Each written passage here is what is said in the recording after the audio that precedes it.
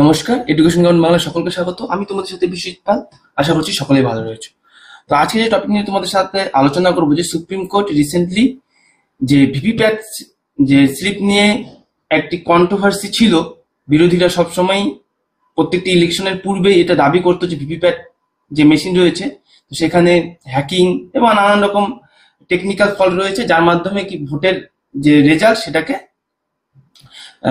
Temper করা সম্ভব হচ্ছে।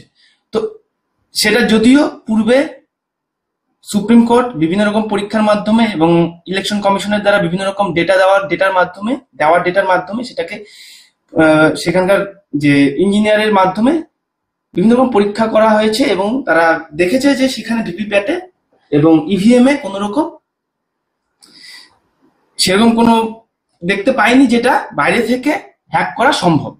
তো সেটাকে পুরোপুরি যখন বাতিল করে দেওয়া হয়েছে তখন বিরোধীরা কিন্তু বারবার বলেছে, যেখানে বিরোধীরা দাবি করেছে যে আমাদের ভিভিপ্যাট যে মেশিন রয়েছে, ইভিএম যে মেশিন রয়েছে সেটা নিয়ে এখন কোনো প্রবলেম নেই, আমাদের প্রবলেম হচ্ছে এটা যেন 100% কাউন্টিং করা হয়। মানে এখন পর্যন্ত কি হয়েছে যে ভিভিপ্যাট ইভিএম এ ভোট দেওয়ার পর ভিভিপ্যাট যে স্লিপ রয়েছে সেটা ভোটের পর কিন্তু স্লিপটা সেখানে ভিভিপ্যাট মেশিনে জমা থাকতো এবং সেখানে কিছু সংখ্যক ভিভিপ্যাট মেশিনের সাথে ইভিএম এর ভোট কাউন্টিং যেটা হতো কিছু সংখ্যক মেশিনই মেলানো হতো।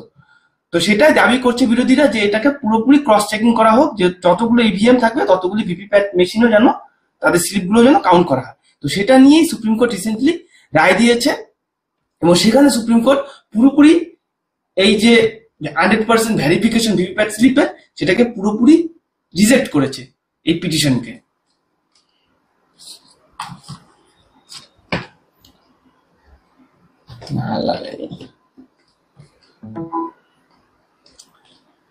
পিটিশনকে পুরোপুরি রিজেক্ট করেছে, ঠিক আছে। এই হচ্ছে সুপ্রিম কোর্টের রায়।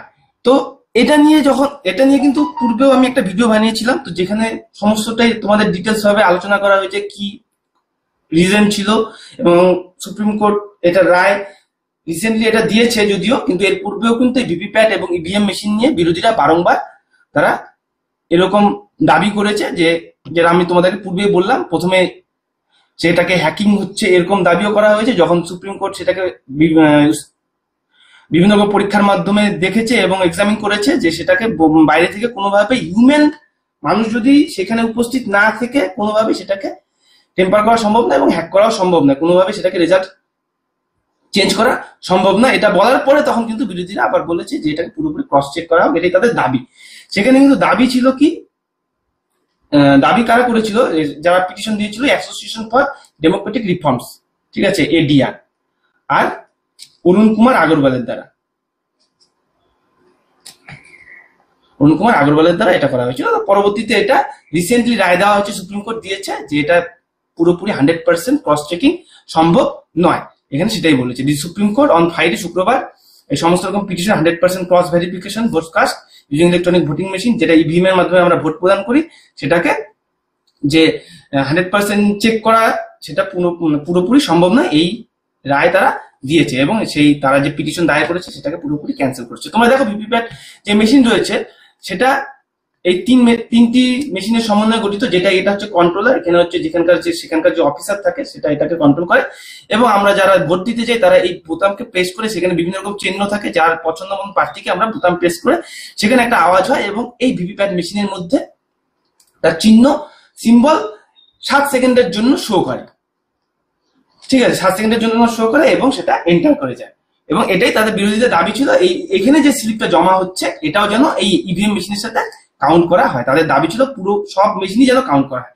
তবে কি দেখো, ইভিএম মেশিন মূলত এনেছিল স্বচ্ছ ভোটিং পদ্ধতিকে পরিচালনা করার জন্য এবং যাতে দ্রুত ভোটিং পদ্ধতি চালিত হয়, কিন্তু এই ভিভিপ্যাট স্লিপ যদি পুরোপুরি 100% কাউন্ট করতে চায় তাহলে কিন্তু সেটা সময় সাপেক্ষ ব্যাপার। তার জন্য এটা ক্রস চেকিং কিছু সংখ্যক মেশিনকে করা হয় যাতে একটা ধারণা আসা যায় যে ভোটটা কতটুকু হয়েছে এবং কতটা স্বচ্ছ হয়েছে। তো এখানে দেখো, order was passed by bench, যেটা বেঞ্চে ছিল সঞ্জীব খান্না এবং দীপঙ্কর দত্তের দ্বারা গঠিত, সংযোগে গঠিত একটি বেঞ্চ, তারাই কিন্তু এই রায় দিয়েছে।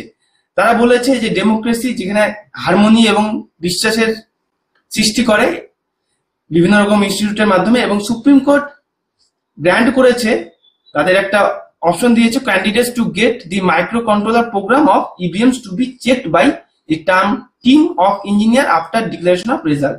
মানে সুপ্রিম কোর্ট এও বলেছে যদি যদি কোনো ক্যান্ডিডেটের সন্দেহ হয় যে কোন রকম কারচুপি হয়েছে ইভিএম এবং ভিভিপ্যাট স্লিপের মধ্যে, তাহলে কিন্তু সেই ক্যান্ডিডেট যে রেজাল্ট ডিক্লেয়ার হবে, রেজাল্ট ডিক্লেয়ার হওয়ার 7 দিনের মধ্যে, উইদিন 7 দিনের মধ্যে কিন্তু দাবি করতে পারবে সেটাকে রিচেক করার জন্য। সেখানে কিন্তু সঠিক ইঞ্জিনিয়ারের দ্বারা সেটাকে রিচেকও করা হবে, এরকম কিন্তু সুযোগ দেওয়া রয়েছে, সুপ্রিম কোর্ট বলেছে। The supreme court has directed the election commission to seal symbol loading unit 45 days after symbol and loaded the EVM.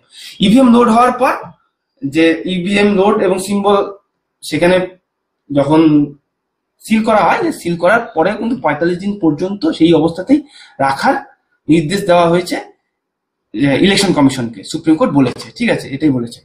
Democracy is about to striving build harmony, সেটা আগেই বললাম যে পোলের মাধ্যমে যে ভোট চালিত হয় সেখানে বিশ্বাস এবং হারমোনি থাকতে হবে। যদি বিশ্বাস না থাকে তাহলে কিন্তু একটা অনৈতিক একটা সন্দেহ তৈরি হবে।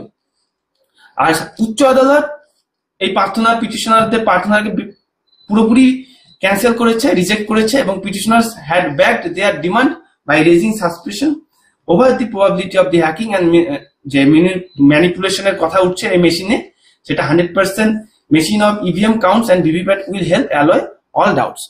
বিরোধীরা এটাও বলেছিল যে এই 100% মেশিনের যদি কাউন্টিং করা হয় তাহলে সমস্ত রকম যে ইভিএম কাউন্টস এবং ইভিএম যে ভিভিপ্যাটের সাথে কাউন্টিং এর যে সন্দেহ রয়েছে সবার মধ্যে সেটা ক্লিয়ার হয়ে যেত, কিন্তু সুপ্রিম কোর্ট সেটাকে গ্রহণ করেনি। During the previous hearing on April 18, April মানে আমাদের যে ইলেকশন হচ্ছিল ফার্স্ট ফেসের যে ইলেকশন হয়েছিল তার কিন্তু পূর্বে 18 এপ্রিল এটা একটা হিয়ারিং ছিল, সেখানে বলেছে দি বেঞ্চ হ্যাড সেড, বলেছে যে would intervenes if there was any possibility to improve the present system. তারা বলেছে সেই 18 এপ্রিলের হিয়ারিং এর দিন যে যদি বর্তমান যে প্রসিডিওর রয়েছে সিস্টেমে সেটাকে যদি কোনোভাবে ইমপ্রুভ করা সম্ভব হয় সেটা নিয়ে ভাবা যেতে পারে, কিন্তু কোনোভাবেই সেটাকে পুরোপুরি পূর্বের পরিস্থিতি নিয়ে যাওয়া সম্ভব নয়। এটা নিয়ে কিন্তু আমি পূর্বের ভিডিওতে আলোচনা করেছিলাম, এই ইভিএম নিয়ে, ইভিএম কারচুপি নিয়ে আমাদের একটা চ্যানেল, আমাদের এই চ্যানেলে একটা ভিডিও আপলোড করা রয়েছে, তো তোমরা যেটা গিয়ে চ্যানেল দেখতে পারো, আমরা ডেসক্রিপশনে সেটা লিঙ্ক দিয়ে দেবো, সেটা তোমরা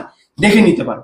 but made the clear that can not pass order, এটা কি বলেছে, এটাই বলেছে যে পূর্বের কোনো পদ্ধতিতে এটাকে নিয়ে যাওয়া সম্ভব নয়, শুধুমাত্র এই হ্যাকিং এবং ম্যানিপুলেশনের সন্দেহের ভিত্তিতে মানে সন্দেহ করা হচ্ছে এবং এটা কোনো ঠোস প্রমাণ নেই যে এরকম হচ্ছে। তো সুপ্রিম কোর্ট এটাই সরাসরি রিজেক্ট করে দিয়েছে তার রায়, তো এটাই তারা ক্লিয়ার করে দিয়েছে। তো তোমরা জানতে পারলে, এটাই তো আজকের ভিডিওতে টপিক ছিল যে সুপ্রিম কোর্ট লাস্টলি কি রায় দিল এই ভিভিপ্যাট এবং ইভিএম মেশিন নিয়ে। তো চলো এরকমই ভিডিও নিয়ে তোমাদের সামনে পরবর্তীতে আসবো। যদি তোমাদের এই টপিক নিয়ে কোনো কোয়ারিজ থাকে অবশ্যই কমেন্ট সেকশনে কমেন্ট করবে এবং বন্ধুদের সাথে শেয়ার করে দেবে, এবং অবশ্যই চ্যানেল যারা নতুন হচ্ছে চ্যানেলটিকে সাবস্ক্রাইব করে দাও, এবং ফেসবুক চ্যানেল থেকে যারা দেখছো তারা ফেসবুক পেজটিকেও ফলো করে দেবে। তো চলো সবাই সুস্থ থাকো, ভালো থাকো এবং আমাদের চ্যানেলের সাথে থাকো। জয় হিন্দ, জয় ভারত, ধন্যবাদ।